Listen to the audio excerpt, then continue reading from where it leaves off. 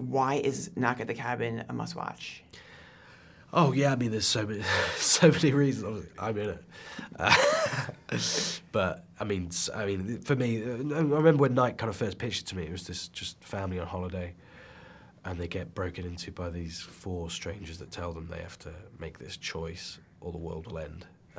And just that alone just kind of hooked me in, and it's kind of classic Night. So yeah, no, it's just a fascinating story, and it's something that you kind of immediately kind of put yourself in, and it's fun to imagine kind of what you would do in that situation from both sides of the cabin as well. So it's, yeah, I had a lot of fun with this. It's great. Totally, and people are so excited. The latest trailer has 34 million views. What does it mean to see the fan support being so real? Yeah, I mean, it's always amazing. This is kind of, that's why we do these things. So it's, yeah, that obviously means a lot, but it's, yeah, I think it offers something really different. It's something very kind of unique in this genre, I think. And it feels like the perfect time for a story like this. It just feels very relevant.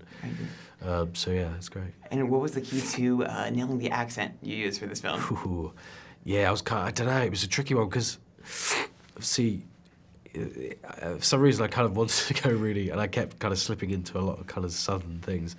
So yeah, it's always a muscle you need to like kind of work on. It's, I guess, it helpful that we kind of shot it right in the middle of Servant, so I was already kind of in that zone. But it's, yeah, it's still something I always have to kind of think about. It's never become effortless, but I'm working on it.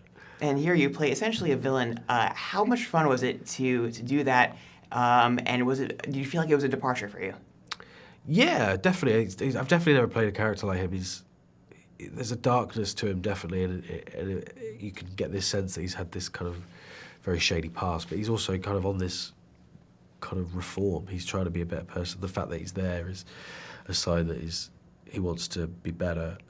So yeah, there's a lot of things at play there, and kind of add in this awful situation, and him particularly, the kind of clock is ticking very quickly. So it's yeah, he's a really interesting character. Yeah, and these movies are known for their signature M. Night Shyamalan twist there. What can audiences expect from how this movie plays out? Yeah, that's an interesting question. I mean, you do kind of expect that now with Night, to have this kind of twist, but I think if you expect a twist, it's never going to be satisfying. But I think, yeah, I mean, just go along for the ride. I mean, it's a real journey, and it's interesting because it's all in this one location. You never leave this cabin, so that adds so many kind of different things to it. So it's just so much fun. Yeah. And we love every story you tell about your daughter. So we want to know, what was the inspiration behind naming her Wednesday before it was cool, before how popular it's become now? I know, yeah, well, it's crazy. I never could predict kind of that would happen like just a year after. But it's a name I've always loved, and a character that I've always thought was just funny and interesting. And it just really suits her. She was always going to be Wednesday. She was born on a Wednesday as well, so that always helps. That's perfect. Yeah. We also love that you, her obsession really with Target, and that you built her that playset. How did you build that, and why do you think she loves Target so much? Well, I can see. I mean, it's a great place to be. But yeah, no, I mean, building it was pretty simple, really. It's just a bit of red paint, and some stickers, and I kind of repurposed a supermarket that I already had, but. She loves it. She loves Target. She's here with me while I'm in New York, and we'll definitely be going to Target probably today. It's just a magical place. It is. It's kind of anything can happen in Target. And we don't have anything like that in England. So it's, yeah, big fan. That's so cool. So when does she get to watch Harry Potter the first time? Yeah, well, I don't know. She's seen clips of it. I've shown her kind of a few scenes, because she's into, like, magic and, like, dragons and things, so I've shown her a few things like that, and it has blown her mind. Like seeing her dad do a spell, obviously she thinks is real.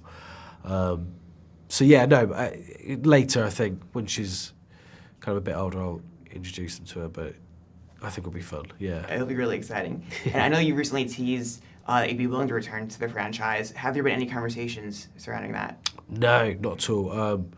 I think, yeah, I mean, I haven't really given it kind of a major thought, really, but I think, yeah, I think it would be fun, yeah. I mean, it's a big part of my life. And if everyone else was kind of going to be there, I don't see why not. You still keep in touch with everyone else? Yeah, definitely, yeah. I mean, we spent so much time with each other. We kind of experienced this very unique thing that only us really kind of understand. But so we'll always have that kind of link. But yeah. And recently Daniel actually said that he'd be willing to go back, but he wants to take more of a Star Wars approach, wait it out 20, 30 years, Cool, yeah, and then like go that. back into it. So will we be seeing, you think, a Hogwarts retirement community? Yeah, I can see it. We'll see how Ron ages kind of in the last movie. I don't know how I'm going to look then, but yeah, we'll see. But yeah, no, I think that's actually probably a better way of doing it, I think. But also, I'd like to see maybe someone else do it, maybe just remake it in 20 years, and yeah, that would be kind of pass it on. Yeah, that'd be really cool either way. But congratulations on this film. So excited Thanks for you. so much.